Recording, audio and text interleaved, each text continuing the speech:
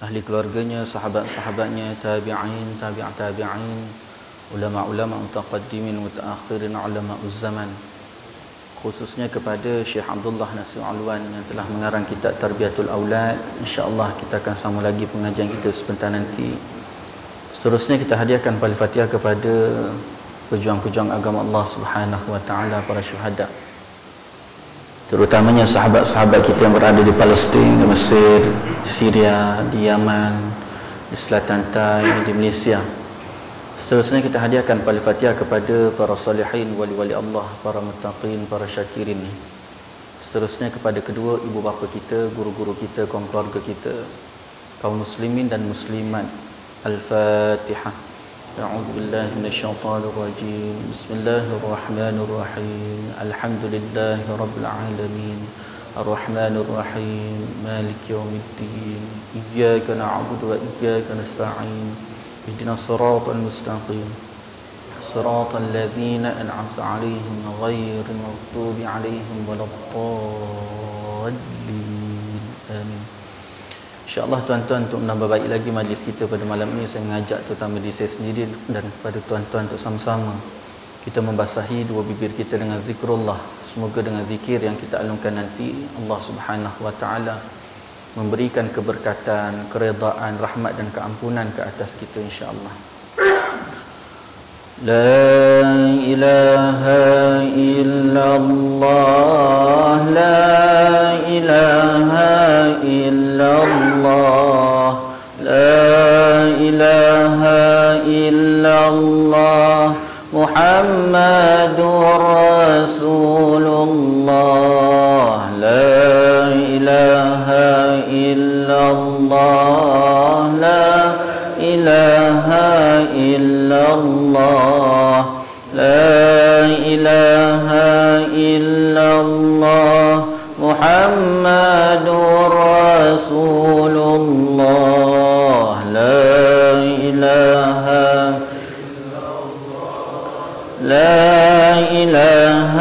illallah, la ilaha illallah, Muhammadur Rasulullah. Ya Allah, ya Allah, ya Allah, ya Allah, ya Allah, ya Allah, ya Allah, ya Allah, ya Allah, ya Allah, ya Allah, ya Allah, ya Allah, ya Allah, ya Allah, ya Allah, la ilaha illallah,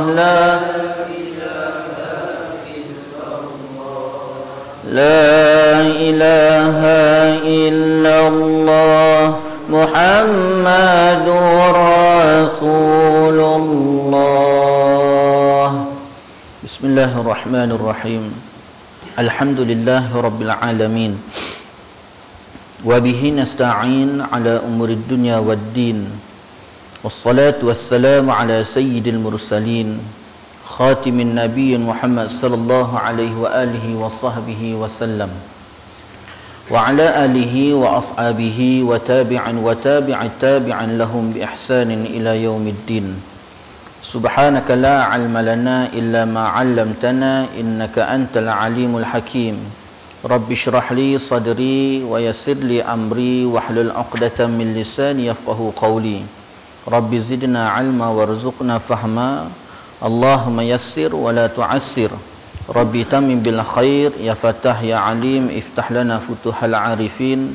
Wa la hawla wa la quwwata illa billahil aliyyil azim. Wa la hawla wa la quwwata illa billahil aliyyil azim. Wa la hawla wa la quwwata illa billahil aliyyil azim. Amma ba'd. Alhamdulillah, pertama-tamanya marilah sama-sama kita merafakkan rasa syukur kita ke hadirat Allah Subhanahu wa taala di atas segala limpah karunia nikmat yang telah diberikan oleh Allah Subhanahu wa taala kepada kita, dapat sama-sama kita bertemu dan bersua lagi pada malam ini. Dan kita harapkan semoga pertemuan kita pada malam ini tuan-tuan penuh dengan keberkatan, keredaan, rahmat dan keampunan daripada Allah Subhanahu wa taala. Dan lebih-lebih lagi tuan-tuan, kita bersyukur pada Allah kerana Allah Taala masih lagi berikan kita usia, diberikan kesihatan yang baik. Lebih-lebih lagi dapat kita bertemu dengan Ramadan, melalui ibadah Ramadan dengan baik. Dan kita harapkan semoga apa kebaikan yang kita dapati di dalam bulan Ramadan dapat diteruskan sehinggalah benar-benar membawa diri kita dalam menggapai kebahagiaan yang disediakan oleh Allah Subhanahu wa taala di dunia dan lebih-lebih lagi di akhirat Allah Subhanahu wa taala, insya-Allah. Hadirin hadirat muslimin muslimat yang dirahmati oleh Allah Subhanahu wa taala. Insya-Allah tuan-tuan, kita akan sambung lagi pengajian kitab Tarbiyatul Aulad yang telah dikarang oleh Syekh Abdullah Nasir Alwan, masih lagi membicarakan pada fasal yang kedua, iaitu perasaan naluri ibu bapa terhadap anak-anak. Dan telah sama-sama kita bicarakan pada pertemuan yang lalu. Yang pertama, Syekh membahaskan mengenai kedua ibu bapa secara fitrah terkerah untuk mencintai anak. Kemudian pembahasan beliau, rahmat terhadap anak-anak adalah kurniaan Allah. Kemudian yang ketiga pada malam ni, insya-Allah kita akan sambung lagi pada bab yang ketiga, membicarakan mengenai membenci anak-anak perempuan adalah sifat jahiliah yang dikutuk. Ni tuan-tuan. Di antara pembahasan di sini tuan-tuan, Syekh datangkan satu pembahasan secara terperinci mengenai satu sifat jahiliah sebelum kebangkitan Rasulullah sallallahu alaihi wasallam 1400 tahun dulu. Di antara pengamalan masyarakat jahiliah sebelum Rasulullah sallallahu alaihi wasallam dibangkitkan tuan-tuan, iaitu mereka tidak menyukai kepada anak perempuan. Bagi mereka tuan-tuan, anak perempuan ni tidak membawa sebarang faedah, bahkan membawa kesialan. Sial tu nampak kasar sangat, kesialan. Ada keadilan. Kan? Nak sebut babi tu ada khinzir. Sial tu tak ada perkataan lain. Jadi ada keadilan, kesialan. Pada keluarga. Bahkan siapa yang dapat anak perempuan ni tuan-tuan malu. Keluarga tersebut akan malu terhadap masyarakat. Itu amalan jahiliah sebelum kebangkitan Rasulullah sallallahu alaihi wasallam. Bila tika mana Rasulullah sallallahu alaihi wasallam dibangkitkan tuan-tuan, amalan jahiliah benci terhadap anak perempuan tersebut dihapuskan. Dan bahkan Rasulullah itu membawa satu rahmatan lil alamin tadi, sehingga meletakkan wanita itu satu tempat yang cukup mulia. Cukup mulia. Bukan sekadar pada anak tadi, bahkan pada wanita.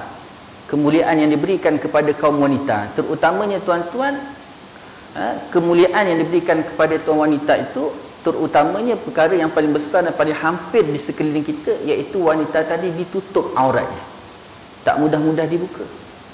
Itu sebabnya orang yang menjaga kehormatan diri, menyayangi dirinya tu tuan-tuan, sudah barang pasti dia akan menutup aurat dia. Dia tak mudah-mudah buka, tak mudah-mudah menunjuk-nunjuk pada orang lain. Itu sebabnya tuan-tuan, Imam Ghazali rahimahullah ta'ala dalam membicarakan bab kasih sayang ni tuan-tuan, keutamaan kasih sayang, di situ tuan-tuan beliau meletakkan 3 perkara pembahasan. 3 perkara. Yang pertama, sayang pada diri sendiri. Dan yang kedua, sayang kepada orang yang berada di sekeliling kita. Dan yang ketiga, sayang kepada makhluk-makhluk Allah SWT, termasuk binatang dan haiwan. Jadi tuan-tuan, dalam pembahasan sayang kepada diri sendiri ni tuan-tuan, Imam Ghazali rahimahullah ta'ala membawa satu erti pengertian yang bahawa bila tika mana seseorang itu dia menyayangi dirinya, tandanya iaitu bila tika mana dia mentaati Allah Subhanahu wa ta'ala. Dia mentaati segala perintah Allah dan meninggalkan segala perkara yang boleh mendatangkan kemurkaan Allah Subhanahu wa ta'ala. Dan itulah sebaik-baik tanda sayang seorang kepada dirinya. Begitu juga dalam pembahasan kita tadi tuan-tuan. Orang yang sayang dirinya tu tuan-tuan, dia akan tutup untuk menjaga kehormatan dan harga dirinya tuan-tuan, daripada perkara terbuka ataupun kepada ditampilkan, dizahirkan, ditonjolkan kepada orang-orang yang tidak sepatut melihatnya. Itu sebab ulama berikan perumpamaan wanita tadi tuan-tuan seperti mutiara. mutiara yang sangat berharga. Jadi bila kata mutiara yang sangat berharga ni tuan-tuan, dia disimpan dalam satu bekas yang sangat terjaga. Itu sebabnya orang yang menonjol-nonjol dirinya, auratnya tuan-tuan, rambutnya, tubuh badannya, orang ni dia tak tahu menghargai dirinya. Bahkan walaupun nampak satu bulan tuan-tuan berhabis duit beribu habis tuan-tuan, kerana nak jaga rambutnya, nak jaga mukanya, nak jaga bodinya tuan-tuan, pergi salon, pergi spa.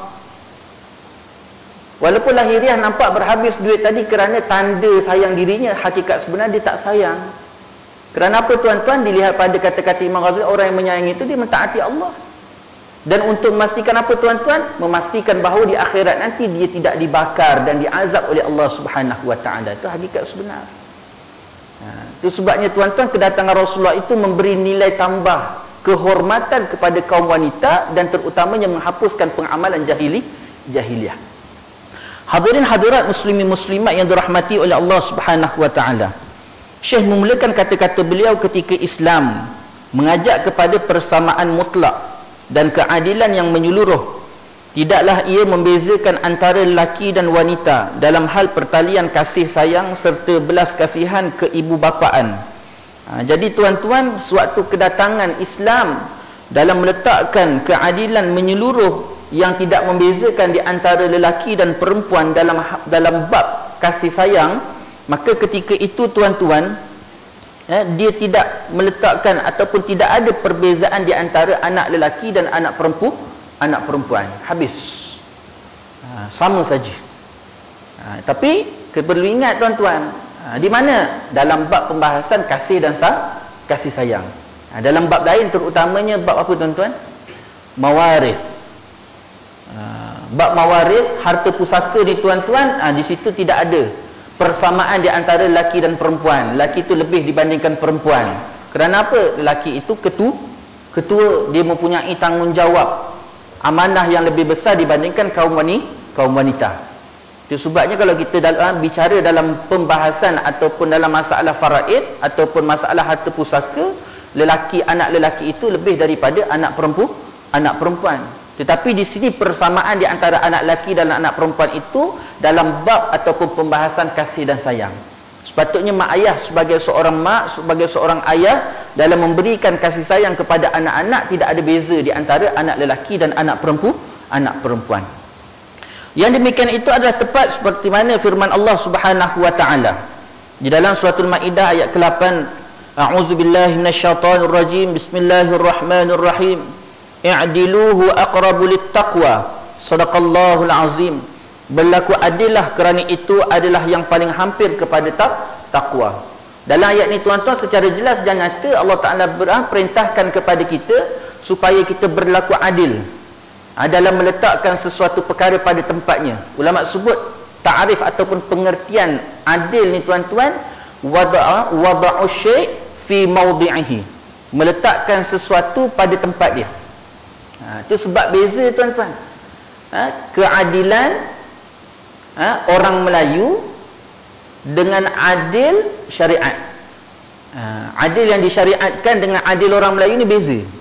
Dia tak sama. Orang Melayu tuan-tuan bila sebut adil, dia faham apa tuan-tuan? Dia faham apa? Yang dia faham tuan-tuan, sebut keadilan dalam istilah Melayu ataupun kefahaman orang Melayu. Contoh katalah tuan-tuan, dia ada empat orang isteri. 4 orang isteri. Orang Melayu faham tuan-tuan, adil ni diberi isteri pertama beras 1 kampit, isteri kedua beras 1 kampit, isteri ketiga beras 1 kampit, isteri keempat beras 1 kampit. Ini faham adil, kefahaman orang Melayu terhadap adil tersebut. Itu adil, dia kata. Tetapi dalam syarak tuan-tuan, definisi yang diletakkan oleh para ulama, wad'u syai' fi mawdi'ihi, meletakkan sesuatu betul-betul pada tempatnya. Apa maksudnya tuan-tuan? Dia berikan sesuatu itu betul-betul mengikut keperluan dia. Contoh tuan-tuan, 4 orang isteri tadi. Isteri pertama tuan-tuan, contoh katalah anak dia 13 orang. Si pertama anak 13. Isteri kedua tuan-tuan, anak dia 5 orang. Isteri yang ketiga tuan-tuan, anak dia 2 orang. Isteri yang keempat tuan-tuan, anak dia 10 orang. Yang ke-10 10. Sebab yang keempat ni lawa sikit lagi. Jadi tuan-tuan, anak isteri yang pertama ni 13, yang kedua tadi 5, yang ketiga tadi 2, yang keempat tadi 10. Jadi dalam Islam tuan-tuan, dia melihat keperluan tadi. Isteri pertama tadi 13 orang tuan-tuan, dia tak bagi satu kampit. Melihat keperluan. Kalau keperluan dia perlukan sebulan beras tadi kepada 2 kampit, 2 kampit kena bagi. Sebab apa tuan-tuan? Anak dia dah 13. Campur lagi mak tadi. Yang kedua pula tu dan 5 orang. 5 orang tengok apa keperluan beras dia, sekampit cukup. Maka berikan sekampit. Yang ketiga ni pula tuan-tuan, cuma sekadar anak dia 2 orang, campur dengan dia 3 orang. Makan beras 5 kilo pun tak habis. Bagi 5 kilo. Yang keempat ni tuan-tuan, banyak 10. Maka ketika itu berilah sekadar keperluan dia. Kalau katalah 10 orang, campur mak dia 11 orang tadi tuan-tuan, 2 kampit. Ini yang dikatakan adil. Itu yang dikatakan adil, dan adil inilah diperintah oleh Allah SWT supaya kita lakukan. Bahkan Allah Ta'ala kata apa? Itulah di antara tanda-tanda dan ciri-ciri orang yang bertakwa. Bukan main sama rata je kita bagi. Ni tak, kita orang Melayu faham tuan-tuan, sama rata tu habis semua, kita tiba sama je tuan-tuan, bagi 500, semua 500. Tak kira orang tu kaya ke miskin ke apa ke tu tuan-tuan, 500 semua sama. Itu kan adil. Itu bukan adil. Adil tu mengikut keperluan, mengikut kepada keperluan seseorang tersebut ataupun sebuah organisasi tersebut tuan-tuan, ataupun keluarga. Dan itu juga sebagai memenuhi perintah Rasulullah sallallahu alaihi wasallam, seperti mana bunyi hadisnya yang diriwayatkan oleh Ashabus Sunan dan Imam Ahmad serta Ibn Hibban daripada An-Nu'man bin Bashir radhiyallahu anhu. Sabdanya Rasulullah sallallahu alaihi wasallam, i'dilu baina abnaikum, i'dilu baina abnaikum, i'dilu baina abnaikum. Berlaku adillah di antara anak-anak kamu, berlaku adillah antara anak-anak kamu, berlaku adillah antara anak-anak kamu. Ni Nabi tuan-tuan perintahkan kepada kita 3 kali. Nabi ulang tuan-tuan, i'dilu baina abnaikum, berlaku adillah di antara anak-anak kamu. Betul tuan-tuan, secara lahiriah kita nampak tuan-tuan, perasaan kasih sayang ni bukan benda ataupun satu-satu perkara yang boleh kita buat-buat. Tak, bukan boleh buat-buat. Jangan kata orang lain tuan-tuan, bahkan di antara anak kita, katalah anak kita tuan-tuan ada 5 orang. Jadi bukan boleh buat-buat tuan-tuan, kita sayang anak ni, kita nak buat sayang anak ni, kita tak bersuka anak ni tuan-tuan. Tapi itu memang perasaan naluri. Dengan anak ni kita sayang, suka sangat, tapi dengan anak ni rasa kurang. Tapi walaupun hakikat naluri sedemikian tuan-tuan, perlu kita berlaku adil, memberikan apa yang sepatutnya keperluan anak tersebut, bukan atas dasar kasih sayang. Ini kadang-kadang kita tuan-tuan, disebabkan kasih sayang yang bermain dalam hati kita tuan-tuan, yang mana kita sayang tu yang kita lebihkan. Mana yang tak berapa kita sayang tuan-tuan, itu kita kurangkan. Anak tadi tuan-tuan dia belajar tak apa tinggi, tak berapa nak pandang. Anak tu tuan-tuan dia hafal Quran, wah macam-macam kita beli tuan-tuan. Ini terjadi sekali tuan-tuan, terjadi sendiri di sekolah saya, tempat kita mengajar tuan-tuan. Anak kalau kata hafal Quran tu, Allah balik tuan-tuan, sampaikan anak-anak yang ada kat rumah tu terkebil-kebil mata macam mana mak ayah melayan anak yang balik pada asrama ni. Dibawa pergi makan, dibelikan barang, diberikan keperluan, diberi keperluan tu tak apa lagi tuan-tuan. Yang jadi masalahnya benda yang tak sepatut, sampai kadang-kadang merosakkan cuti 2 minggu dilayan betul-betul tuan-tuan, menatang minyak di atas air. Sampaikan yang duduk kat rumah tu tuan-tuan, mentang-mentanglah duduk kat rumah terkebil-kebil mata tengok adik-beradik tadi balik asrama kemain dilayan. Alasannya tuan-tuan, sekali-sekala balik. Ni di antara tuan-tuan, perlu dilihat supaya keadilan yang sebenar-benar mengikut keperluan, jangan sampai merosakkan anak ataupun memisahkan jurang di antara satu anak dengan anak-anak yang lain. Tu Nabi kata, Nabi berikan peringatan kepada kita sehingga diulang 3 kali tuan-tuan, i'dilu baina abnaikum, berlaku adillah kamu di antara anak-anak kamu. Berutan dengan perintah Al-Quran dan petunjuk daripada Nabi sallallahu alaihi wasallam ini, maka para bapa telah melaksanakan pada anak-anak mereka di sepanjang abad dan sejarah segala prinsip keadilan dan persamaan dalam hal-hal cinta kasih, permuamalah, belas kasihan dan perasaan lemah lembut tanpa perbezaan ataupun melebihkan antara lelaki dengan perempuan. Jadi hasil daripada perintah Allah Subhanahu wa taala dalam surah Al-Maidah ayat ke-8, begitu juga diikuti dengan hadis Nabi sallallahu alaihi wasallam tersebut, tuan-tuan, para bapa, dan diikuti dengan para ibu, tuan-tuan, mereka perlu berlaku adil di antara anak lelaki dan anak perempuan secara khas daripada permasalahan tersebut, dan umumnya tak kira mana-mana satu anak, sama saja, dan diberikan mengikut keperluan yang sepatutnya. Tetapi jika terdapat di dalam masyarakat Islam para bapa yang memandang kepada perempuan dengan pandangan yang berbeza daripada anak lelaki, maka sebabnya kembali kepada keadaan dan percampuran yang tidak baik, yang bukan sama sekali daripada petunjuk Allah Subhanahu wa taala. Malah itu adalah daripada kelakuan kaum jahiliah dan kebiasaan sosial yang buruk yang asalnya bersumber daripada zaman jahiliah, sesuai dengan firman Allah Subhanahu wa taala di dalam surah An-Nahl ayat ke-58 hingga ayat 59. A'udzubillahi minasyaitonir rajim. Bismillahirrahmanirrahim. Wa idza busyira ahaduhum bil untha dhalla wajhu muswaddan wa huwa kazim yatawara minal qaumi min su'i ma busyira bih ayumsikuhu ala hunin am yadussuhu fit turab ala sa'a ma yahkumun. Sadaqallahul azim. Yang bermaksud mafhumnya, dan apabila seorang mereka digembirakan dengan kelahiran anak perempuan, maka mukanya menjadi hitam daripada sangat marah. Dia lalu menyembunyikan dirinya daripada orang ramai daripada sebab keburukan berita yang telah disampaikan kepadanya. Apakah akan dipeliharanya dengan menanggung malu, ataupun dikuburkannya saja supaya hancur di dalam tanah? Alangkah buruknya apa yang mereka putuskan itu. Jadi tuan-tuan, ayat ini Allah Ta'ala berikan gambaran apa yang berlaku di zaman jahiliah sebelum kebangkitan Rasulullah sallallahu alaihi wasallam. Yang mana ketika itu, tuan-tuan, bila mana mereka mendapat tahu kelahiran anak tersebut adalah anak perempuan, ketika itu muka ayah tadi akan berubah menjadi hitam. Kenapa hitam, tuan-tuan? Rasa malu yang terlalu amat sangat. Adakah keluarga dia nak menanggung malu, ataupun mereka habiskan cerita tersebut dengan ditanam anak perempuan tadi supaya terkubur habis, tak ada cerita lagi lepas tu. Ini gambaran yang telah diceritakan ataupun dinukilkan sendiri oleh Allah Subhanahu wa taala di dalam Al-Quran.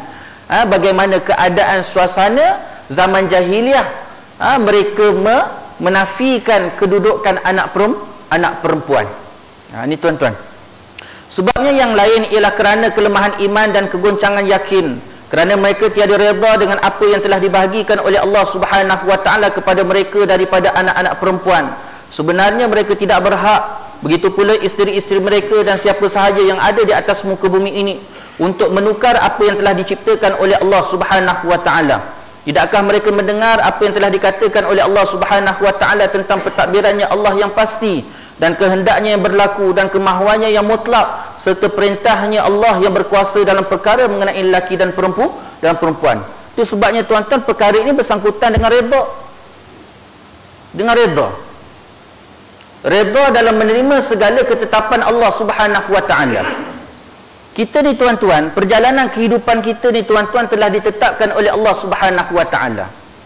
Tidak ada sesuatu pun perjalanan ataupun langkah kita saat dan sedetik yang terlepas daripada ketetapan Allah. Semuanya dalam ketetapan Allah. Semua dalam ketetapan Allah. Cuma bagi kita seorang hamba, tuan-tuan, dia menerima. Sejauh mana kita redha dalam menerima segala ketetapan Allah Subhanahu wa taala.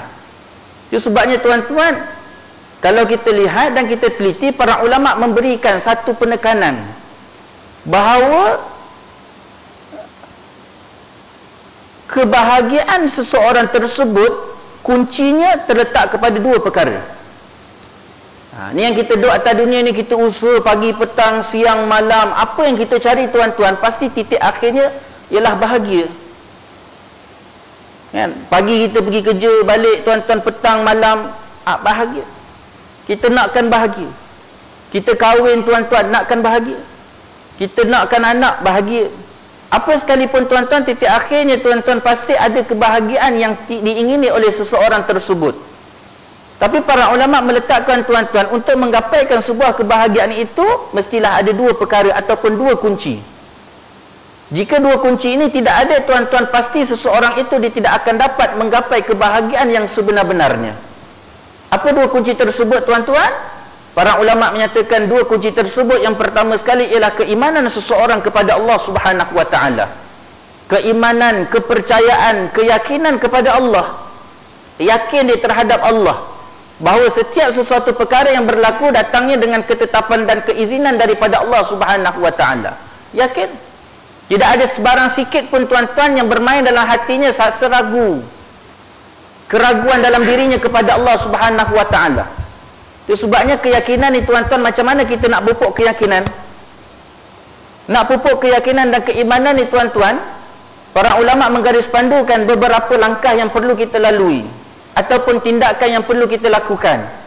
Pertama sekali tuan-tuan, disebut oleh para ulama, nak tak nak dalam memupuk keimanan, keyakinan, kepercayaan dalam diri kita kepada Allah SWT, mestilah pertama sekali tuan-tuan mendatangi majlis ilmu, menuntut ilmu.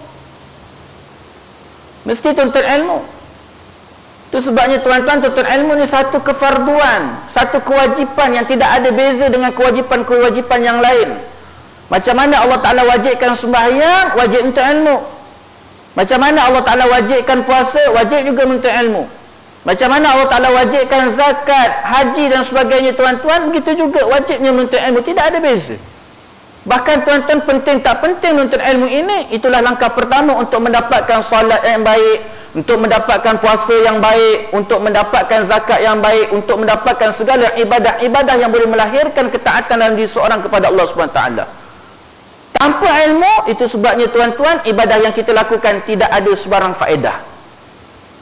Dalam melakukan ibadah, ketaatan pada Allah, dia tak boleh ikut-ikut. Kalau ikut-ikut tuan-tuan, seperti mencurah air di atas daun keladi, tak ada apa-apa.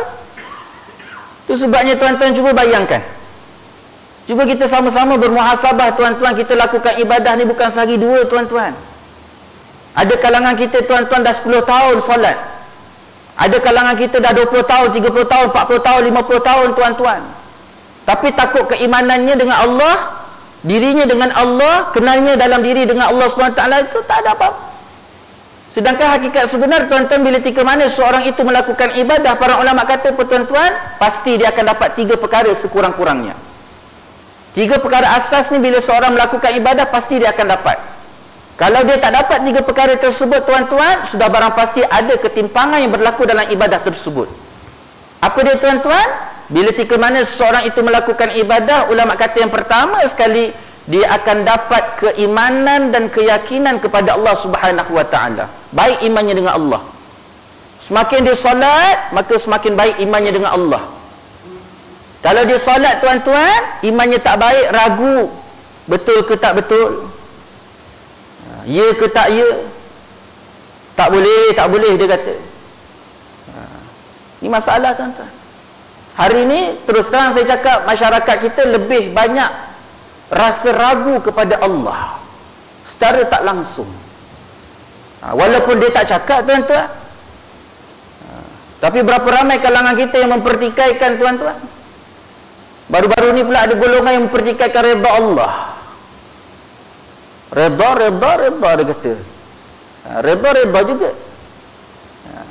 Tapi usaha kena usaha. Redha ni tuan-tuan, benda yang tak boleh dicanggah, benda perkara yang tidak boleh dipersoalkan. Redha ni bersangkut dengan etikad akidah tuan-tuan. Tapi buta akhir ni tuan-tuan, orang pertikai. Kerana apa tuan-tuan? Keimanan yang tidak baik dalam diri mereka kepada Allah Subhanahu Wa Taala. Itu sebabnya tuan-tuan, pertama sekali bila kita buat ibadah, semakin baik iman kita dengan Allah. Yang kedua tuan-tuan, bila kita lakukan ibadah, maka semakin taqarrub, hampir diri kita dengan Allah. Apa maksud taqarrub hampir dengan Allah? Kita merasai, menjiwai hampirnya Allah Ta'ala itu dengan kita. Kita rasa tuan-tuan Allah Ta'ala lihat kita. Kita rasa tuan-tuan Allah Ta'ala dengar kita. Kita rasa Allah Ta'ala itu mengetahui akan segala apa yang kita lakukan. Rasa tuan-tuan, jiwa. Hasil daripada mana? Hasil daripada ibadah yang kita lakukan. Kemudian yang ketiga pula tuan-tuan, ulama sebut apa tuan-tuan? Yang ketiga, bila ketika mana seorang itu melakukan ibadah, maka ketika itu dia akan semakin takut akan Allah. Kalau katalah tiga perkara ni tuan-tuan tidak ada, maka sudah barang pasti ibadah yang kita lakukan itu ada ketimpangan. Dan ketimpangan yang paling besar disebut oleh para ulama, puncanya daripada ibadah yang dilakukan tidak berpandukan ilmu pengetahuan, hanya sekadar ikut-ikut. Itu sebab ulama sebut tuan-tuan, dalam memupuk keimanan, langkah pertama mestilah kita lakukan iaitu menuntut ilmu. Itu sebabnya kalau logik akal kita tuan-tuan, secara logik akal kita, sepatutnya 114 surah yang diturunkan oleh Allah Subhanahu wa taala kepada Rasulullah sallallahu alaihi wasallam iaitu surah Ikhlas. Betul tak? Kerana apa tuan-tuan? Kerana surah Ikhlas itu membicarakan tentang ketuhanan. Qul huwallahu ahad, Allahus samad, lam yalid walam yulad, walam yakul lahu kufuwan ahad. Itu sepatut pembicaraan yang awal diturunkan oleh Allah Subhanahu wa taala kepada Rasulullah. Tetapi tuan-tuan, Allah Taala tak turunkan surah Ikhlas itu yang pertama. Tetapi Allah Taala turunkan suratul Alaq. 5 ayat yang pertama diturunkan kepada Rasulullah sebagai wahyu yang awal-awal diberikan kepada Rasulullah sallallahu alaihi wasallam. Iqra bismi rabbikal ladzi khalaq, khalaqal insana min 'alaq, iqra wa rabbukal akram, alladzi 'allama bil qalam, 'allamal insana ma lam ya'lam. Secara purata tuan-tuan, ayat ini dia membicarakan tentang tuntut ilmu secara purata. Secara globalnya tuan-tuan, Allah Ta'ala membicarakan tentang menuntut ilmu, nak menunjukkan dan memberitahu kepada kita tuan-tuan betapa besarnya dan pentingnya menuntut ilmu. Kerana apa tuan-tuan? Kalau tak ada ilmu, mana mungkin seorang itu kenal Allah? Itu perkara asas. Perkara asas kita duduk ke atas dunia Allah SWT ini, kenal Allah, sujud kepada Allah, taat pada Allah. Jadi kalau kita tak kenal Allah, macam mana kita nak taat pada Allah? Macam mana kita nak sujud pada Allah? Apatah lagi ibadah-ibadah yang lain. Itu sebab penting-penting, sangat-sangat penting tuan-tuan dalam menuntut ilmu. Itu sebab ulama meletakkan tuan-tuan garis pandu memupuk keimanan, pasti langkah yang pertama adalah menuntut ilmu. Dan yang kedua, langkah kedua tuan-tuan dalam memupuk keimanan kita kepada Allah SWT adalah tuan-tuan iaitu beramal dengan ilmu tersebut, dalam erti kata taat pada Allah. Sebagaimana Allah Ta'ala sebut, wa ma khalaqtul jinna wal insa illa liya'budun, dan tidak aku jadikan jin dan manusia kecuali untuk beribadah, dalam erti kata taat, mentaati Allah Subhanahu wa taala. Ya Allah Ta'ala sebut, ya ayyuhalladzina amanu ati'allah wa ati'ur rasul wa ulil amri minkum. Wahai orang-orang yang beriman, taatlah kamu kepada Allah, taatlah kamu kepada Rasul, dan juga pemimpin-pemimpin daripada kalangan kamu. Taat pada Allah, taat yang tidak ada belah bagi. Itu sebab dia datangkan perkataan ati'allah. Begitu juga ati'ur rasul, iaitu taat yang diberikan kepada Rasul itu taat yang tidak ada belah bagi tuan-tuan. Bahkan ulama sebut tuan-tuan, taat yang kita berikan kepada Allah dan Rasul ini tanpa belah bagi tuan-tuan. Allah Ta'ala kata Allah Ta'ala kata A, kita kata A. Allah Ta'ala kata B, kita kata B. Ikut saja taat di situ tuan-tuan. Dia tidak akan sampai jadi istilah taat membabi buta, tak ada. Tetapi sampai wa ulil amri minkum, pemerintah-pemerintah daripada kalangan kamu, di situ ulama memberi garis pandu. Pemerintah yang bagaimana kita patut taat, iaitu pemerintah yang adil. Pemerintah adil ni macam mana tuan-tuan? Kunci yang pertama ulama sebut pemerintah yang adil, iaitu pemerintah tersebut mestilah dia memerintah benar-benar berlandaskan kepada Al-Quran dan Sunnah Nabi sallallahu alaihi wasallam. Bila ketika mana tuan-tuan dia memerintah dalam keadaan tidak berlandaskan kepada Al-Quran dan Sunnah Nabi sallallahu alaihi wasallam, maka ketika itu pemerintah tersebut bukan pemerintah yang adil. Bila kata bukan pemerintah adil tuan-tuan, adil lawannya zalim. Lawan zalim secara automatik terus dijatuh kepada zalim. Walaupun tuan-tuan tiap-tiap hari, tiap-tiap bulan tuan-tuan dimasuk duit kat dalam poket rakyat dia. Dia masuk, tapi disebabkan dia tidak memerintah berlandaskan kepada Al-Quran dan Sunnah Nabi sallallahu alaihi wasallam, tetap dia tidak termasuk pada pemerintah yang adil, bahkan dipanggil pemerintah yang zalim. Ini dia tuan-tuan. Itu sebabnya taat pada Allah wajib, taat pada Rasul wajib, taat pada pemimpin wajib, tapi taat pada pemimpin wajib situ bersyarat, iaitu pemimpin yang betul-betul adil, memerintah berlandaskan kepada Al-Quran dan Sunnah Nabi sallallahu alaihi wasallam. Jadi yang pertama tadi tuntut ilmu, yang kedua taat, menunaikan segala perkara yang telah diperintahkan oleh Allah SWT berlandaskan ilmu yang kita pelajari. Dan hasil daripada situlah tuan-tuan, dengan sejauh mana dan setinggi mana ketaatan yang kita berikan kepada Allah Subhanahu wa taala, maka semakin banyaklah keimanan yang akan bersinar dalam kehidupan kita. Sebagaimana yang telah disebut oleh Sayyidina Umar Al-Khattab radhiyallahu an. Dia kata apa tuan-tuan? Sayyidina Umar kata sesungguhnya manusia itu sewaktu awal-awal kejadiannya, baik sewaktu berada di dunia nanti, dia itu beriman ataupun mensyirikkan Allah Subhanahu wa taala, tetap sewaktu awal-awal kejadiannya itu telah Allah Taala jadikan kejadian itu disertakan dengan keimanan. Cuma keimanan tadi akan memberikan sinar yang baik, yang besar kepada diri seorang dengan dilihat sejauh mana seorang itu mentaati Allah. Semakin baik dia taat pada Allah, maka semakin baiklah sinar keimanan dalam dirinya. Semakin jauh dia daripada mentaati Allah, maka akan semakin gelap dan kelamlah keimanan dalam diri seseorang tersebut.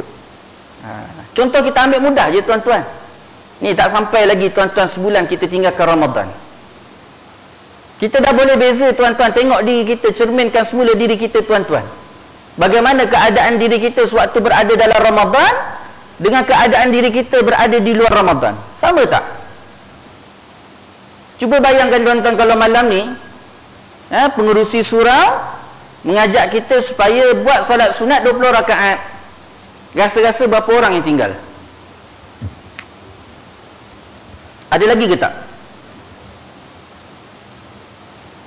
Silat-silat hari bulan dia kata apa tuan-tuan? Betul ke tak betul pengerusi ni? Betul ke tak betul? Silat-silat dia pertikai, mana hadis? Hadis sahih ke dia maudhu'? Nak semayang tu pun nak kena hadis sahih ke hadis maudhu'. Tikai semua tuan-tuan. Sebab apa? Sebab lepas daripada Ramadan ini kurang ketaatan, kurang keimanan. Dalam Ramadan banyak ibadah, banyak taat, maka semakin baik keimanan. Tidak pernah mempertikaikan apa sekalipun yang dilakukan. Berapa banyak tahajud kita tuan-tuan sekarang ni? Selemau kuih raya. Selemau kuih raya. Allah tuan-tuan, bulan Ramadan isyak tuan-tuan bekerja, berebut tuan-tuan bulan Ramadan. Habis Ramadan tuan-tuan, macam mana lemau kuih raya, makin lama makin lemau, gitu juga keimanan kita makin lama makin lemau. Cuba bayangkan tuan-tuan. Ini dia. Sebabnya keimanan itu sangat-sangat penting. Ulama sebut tuan-tuan tadi apa? Untuk menggapai sebuah kebahagiaan, yang pertama sekali iman. Pertama sekali iman. Yakin dengan Allah. Tidak ada sedikit pun keraguan dengan Allah. Bila kata Allah, yakin. Allah benar. Allah pasti. Tak ada apa yang tak pasti bagi hak Allah Subhanahu Wa Taala. Kita hari ni tak tuan-tuan. Kalau tak begini, tak boleh. Kalau tak begini, tak boleh. Mesti. Sampai ke ada yang kata, ni apa ni? Dia kata. Ya, reda. Ya, Allahu Akbar, tabarakallah tuan-tuan. Na'udzubillah min zalik. Azan, sila je.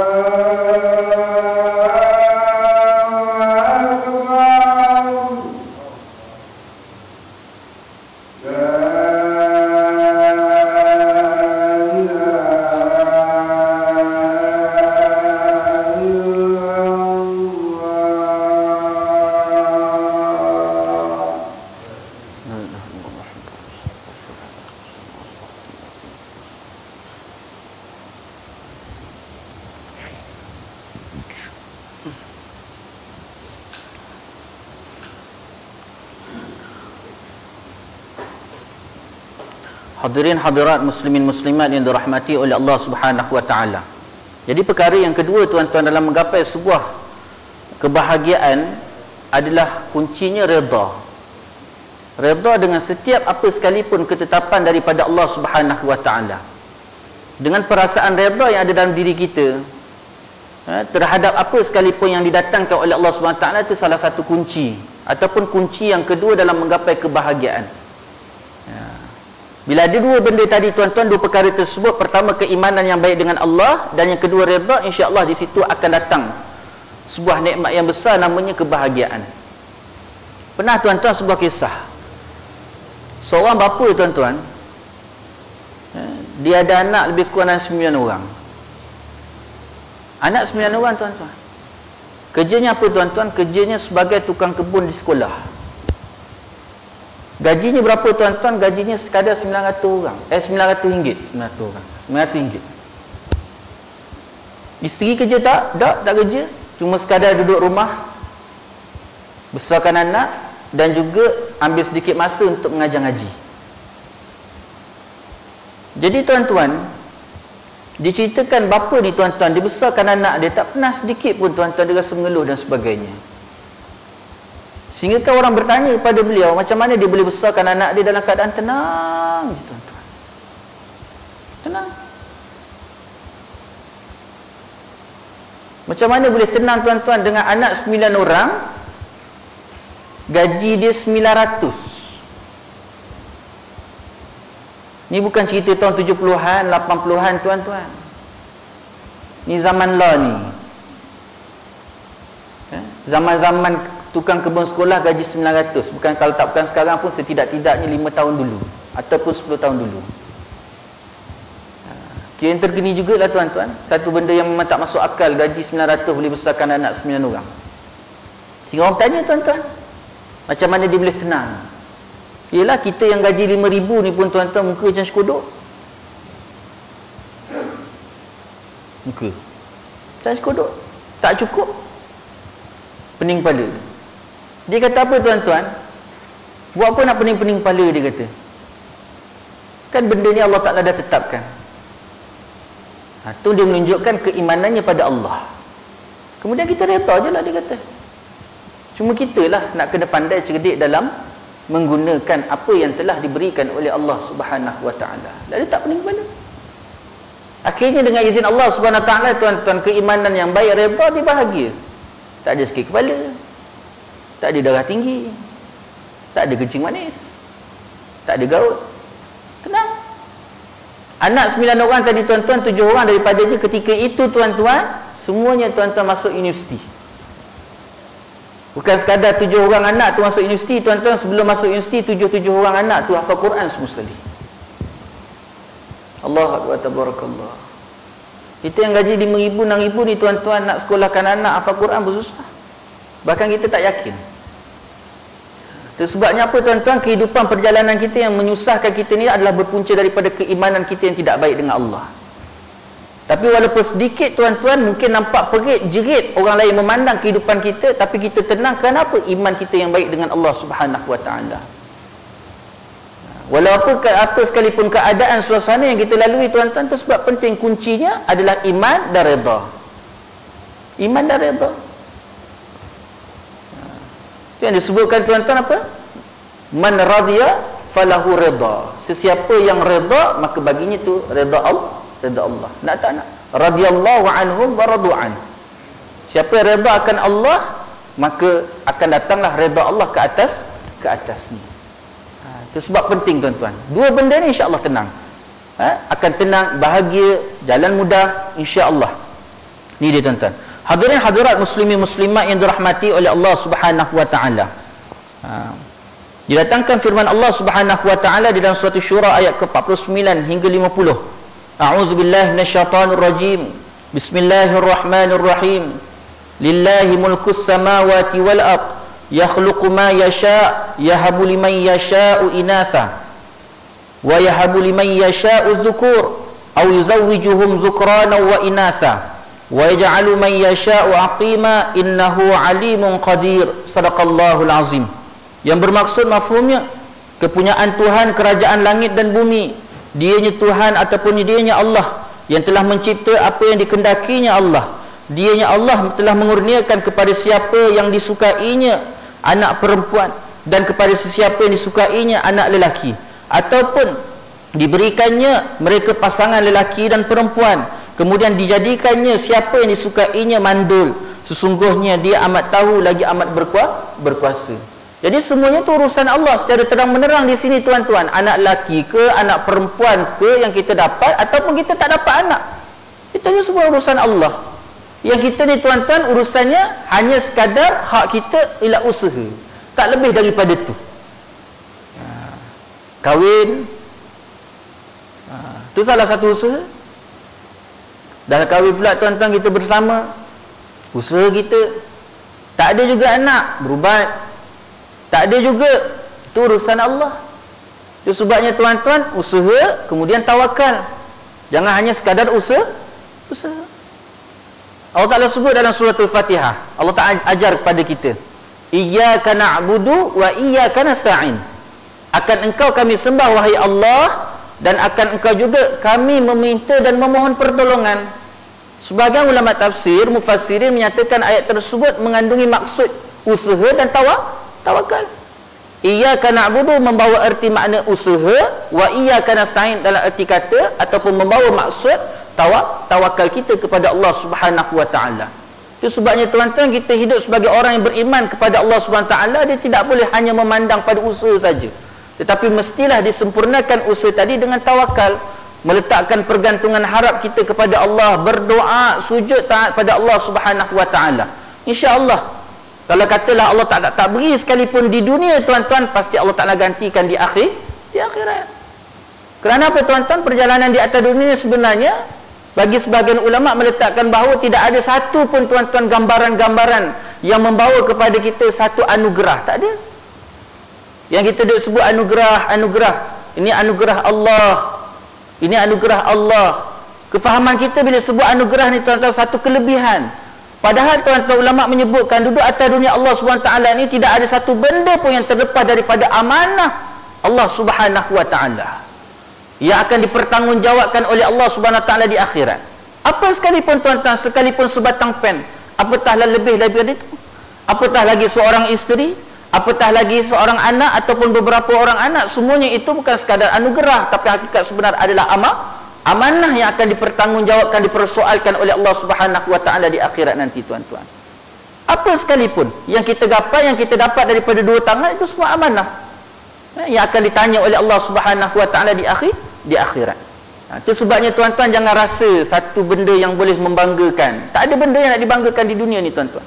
Tak ada benda, tak ada perkara yang boleh membanggakan. Kalau orang yang benar-benar memahami konsep kehidupan di atas dunia Allah SWT, sudah barang pasti tuan-tuan, dia akan melalui setiap langkahnya itu dalam keadaan ketakutan dan berjaga-jaga. Kerana apa? Setiap langkah itu akan ditanya dan dipersoalkan oleh Allah SWT. Kalau katalah tuan-tuan Allah Ta'ala berikan anak tu dia akan jaga sebagaimana yang Allah Ta'ala kendaki. Allah Ta'ala berikan isteri itu akan dijaga dan dipelihara sebagaimana yang dia kendaki, sebagaimana dikendaki oleh Allah. Begitu juga tuan-tuan dengan ilmu. Orang yang betul memahami konsep ilmu yang diterimanya, tuan-tuan akan rasakan bahawa itu amanah Allah. Dia tidak akan rasakan tuan-tuan ilmu itu satu benda yang boleh membanggakan dirinya, kerana dia tahu itu amanah. Bila kata amanah, tuan-tuan perlu dijaga, dipelihara, ditunaikan sebagaimana yang dikendaki oleh Allah SWT. Begitu juga harta, begitu juga kedudukan. Bukan bila kata kita ada kedudukan, tuan-tuan, ada pangkat, kita bangga, kita rasa bangga dengan pangkat kedudukan kita.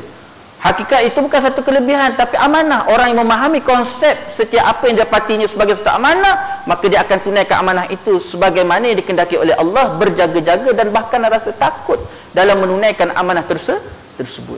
Maka insya-Allah tuan-tuan, dengan dua sifat ini, berjaga-jaga dan rasa takut, itu akan membuatkan perjalanan dia akan jadi cantik sebagaimana yang dikehendaki oleh Allah. Dia tidak menunaikan ataupun melunaskan sesuatu perkara itu mengikut akalnya semata-mata, tetapi dia akan melunaskan setiap amanah tadi sebagaimana yang dikehendaki oleh Allah di dalam Al-Quran dan sunnah Nabi SAW.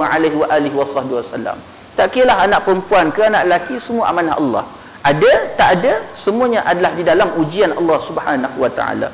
Hadirin hadirat muslimin muslimat yang dirahmati oleh Allah Subhanahu wa taala.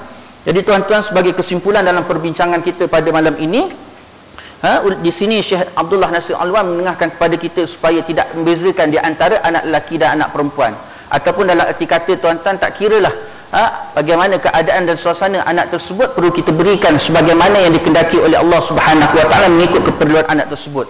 Bukan mengikut kita, tetapi mengikut keperluan dan sebagaimana ketetapan Allah Subhanahu wa taala. Kerana apa tuan-tuan? Apa yang berada di hadapan kita, terutamanya dalam perbincangan kita, anak tersebut, dia adalah amanah daripada Allah. Perlu kita tunaikan amanah tersebut mengikut ketetapan Allah. Lalu terimalah apa sekalipun yang mendatang dalam keadaan redha. Kenapa? Kerana dia adalah datang daripada Allah, bukan datang ikut kemampuan atau kehendak kita, tuan-tuan, suka-suka hati kita, tak. Tapi mengikut ketetapan Allah dan kehendak Allah, maka tidak ada jalan lain penerimaan kita kecuali kita redha. Lawan, maka di situ menunjukkan tidak redha-nya diri kita terhadap ketetapan Allah Subhanahu wa taala. Hadirin hadirat muslimin muslimat yang dirahmati oleh Allah Subhanahu wa taala.